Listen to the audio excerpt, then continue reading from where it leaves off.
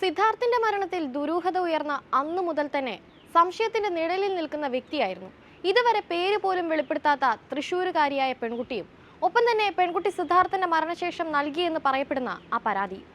ഇപ്പോഴും സിദ്ധാർത്ഥനെതിരെ പെൺകുട്ടിയുടേതെന്ന പേരിൽ ലഭിച്ച പരാതിയിൽ നിറയുന്നത് അടിമുടി ദുരൂഹതയാണ്. സിദ്ധാർത്ഥനെതിരെ പരാതിയിൽ മൊഴിയെടുക്കാനായി യൂണിവേഴ്സിറ്റി ഗ്രാന്റ്സ് കമ്മീഷന്റെ ആന്റി റാഗിംഗ് സ്ക്വാഡ് വിളിപ്പിച്ചെങ്കിലും പെൺകുട്ടി ഹാജരായിട്ടില്ല. കേസ് അന്വേഷണത്തിന് CBI എത്തുമ്പോൾ ആദ്യം ചോദ്യം ചെയ്യുക ഈ കുട്ടിയാകും. തൃശ്ശൂരുകാരിയായ പെൺകുട്ടി നിലവിൽ ഒളിവിലാണ്. യൂണിവേഴ്സിറ്റി ഗ്രാന്റ്സ് കമ്മീഷന്റെ ആന്റി റാഗിംഗ് സ്ക്വാഡിൽ 97 പേരാണ് മൊഴി നൽകിയത്. സിദ്ധാർത്ഥൻ മരിക്കുന്നതിന് മുൻപ് ക്രൂരമായ മർദ്ദനത്തിനും ശാരീരിക പീഡനത്തിനും ഇരയായ വിവരം പുറത്തു പറയരുതെന്ന് ഡീൻ നിർദ്ദേശിച്ചെന്ന മറ്റൊരു വിദ്യാർത്ഥി മൊഴി നൽകി. ആന്റി റാഗിംഗ് ഹെൽപ്പ് ലൈൻ മുഖേന ലഭിച്ച പരാതികളിൽ UGC ആന്റി റാഗിംഗ് സ്ക്വാഡ് നടത്തിയ അന്വേഷണത്തിലാണ് വിദ്യാർത്ഥികളിൽ ഒരാൾ ഇത്തരത്തിൽ മൊഴി നൽകിയത്. സ്ക്വാഡിന്റെ ഇടക്കാല റിപ്പോർട്ടിൽ ഇതേക്കുറിച്ച് പരാമർശമുണ്ട്. ഇതോടെ ഡീനും കുടുങ്ങും. ഈ കുട്ടി CBIക്ക് മുൻപിൽ മൊഴി നൽകിയാൽ ഡീനും പ്രതിയാകും. ഡീനിന്റെ പ്രസംഗ വീഡിയോയും പുറത്തു വന്നിരുന്നു. സിദ്ധാർത്ഥന്റെ മരണവുമായി ബന്ധപ്പെട്ട് പോലീസ് മൊഴിയെടുത്തപ്പോൾ കോളേജ് അധികാരികളിൽ ചിലർ അരികിലുണ്ടായിരുന്നതായി വിദ്യാർത്ഥികളിൽ ഒരാൾ സ്ക്വാഡിന് മൊഴി നൽകി. ഫെബ്രുവരി 26, 27, 28, മാർച്ച് 1 തീയതികളിലായി UGC ആന്റി റാഗിംഗ് സ്ക്വാഡ് വിദ്യാർത്ഥികൾ, അധ്യാപകർ, സ്റ്റാഫ് എന്നിവരുടെ മൊഴിയെടുത്തത്. കഴിഞ്ഞ മാസം 15-ന് വീട്ടിലേക്ക് പുറപ്പെട്ട സിദ്ധാർത്ഥൻ പ്രതിപട്ടികയിലുള്ള രഹാൻ ബിനോയ് ഫോൺ ചെയ്തതിനെ തുടർന്ന് യാത്ര പാതി വഴിയിൽ അവസാനിപ്പിച്ച് പിറ്റേന്ന് രാവിലെ 8 മണിയോടെ ക്യാമ്പസിൽ തിരിച്ചെത്തിയത് മുതൽ സംഭവിച്ചതിൽ അറിയാവുന്ന കാര്യങ്ങളാണ് വിദ്യാർത്ഥികളിൽ ചിലർ സ്ക്വാഡ് മുൻപാകെ വെളിപ്പെടുത്തിയത്. 18-ന് ഉച്ച കഴിഞ്ഞ് സിദ്ധാർത്ഥനെ മുറിയിൽ കണ്ടിട്ടില്ല.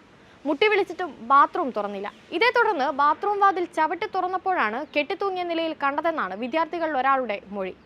സിദ്ധാർത്ഥന് നേരിടേണ്ടി വന്നതുപോലുള്ള പീഡനം മുൻപ് ഹോസ്റ്റലിൽ 2 പേർക്ക് അനുഭവിക്കേണ്ടി വന്നതായും നടപടി സ്വീകരിക്കാൻ അധികൃതർ കൂട്ടാക്കിയില്ലെന്നും വിദ്യാർത്ഥികളിൽ ചിലർ മൊഴി നൽകിയ വിവരവും ഇടക്കാല റിപ്പോർട്ടിലുണ്ട്.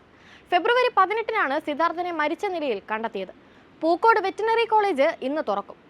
സിദ്ധാർത്ഥന്റെ മരണവുമായി ബന്ധപ്പെട്ട് വിവിധ സംഘടനകളുടെ പ്രതിഷേധത്തെ തുടർന്ന് കഴിഞ്ഞ 5-നാണ് കോളേജ് അടച്ചത്. കുട്ടികളുടെയും രക്ഷിതാക്കളുടെയും യോഗം ചേർന്ന ശേഷമാണ് വീണ്ടും തുറക്കുന്നത്. കോളേജിൽ കുട്ടികൾ സുരക്ഷിതരായിരിക്കുമെന്ന ഉറപ്പ് കോളേജ് അധികൃതർ രക്ഷിതാക്കൾക്ക് നൽകിയിട്ടുണ്ട്. ആൺകുട്ടികളുടെ ഹോസ്റ്റലിൽ കൂടുതൽ സുരക്ഷയൊരുക്കി. കൂടുതൽ അധ്യാപകർക്ക് ഹോസ്റ്റലിന്റെ ചുമതലയും നൽകി. കോളേജ് ഹോസ്റ്റലിൽ പുതിയ പരിഷ്കാരങ്ങൾ നടപ്പാക്കുകയാണ്. ഹോസ്റ്റലിൽ CCTVയും സ്ഥാപിച്ചു. കോളേജ് തുറന്നാലും സിദ്ധാർത്ഥിനെതിരായ പരാതി നൽകിയ പെൺകുട്ടി വരാൻ സാധ്യത കുറവാണ്. താലിബാൻ ശൈലിയിൽ ഭീകര സംഘടനകളുടെ മാതൃകയിലാണ് സിദ്ധാർത്ഥനെ കോളേജ് ഹോസ്റ്റലിൽ SFI നേതാക്കൾ ക്രൂരമായ ആൾക്കൂട്ട വിചാരണയ്ക്ക് വിധേയനാക്കിയതെന്ന് പറയുകയാണ് സിദ്ധാർത്ഥിന്റെ അമ്മ. ഞെട്ടിക്കുന്ന വിവരങ്ങളാണ് CBI അന്വേഷണം ആവശ്യപ്പെട്ട് സിദ്ധാർത്ഥിന്റെ അമ്മ MR ഷീബ മുഖ്യമന്ത്രിക്ക് നൽകിയ നിവേദനത്തിലുള്ളത്. സഹപാഠികളിൽ നിന്നാണ് എല്ലാം മനസ്സിലാക്കിയത്. CBI അന്വേഷണത്തിന് സർക്കാർ വിജ്ഞാപനം ഇറക്കി. ഇതോടെ അതിവേഗം CBI അന്വേഷണം തുടങ്ങും.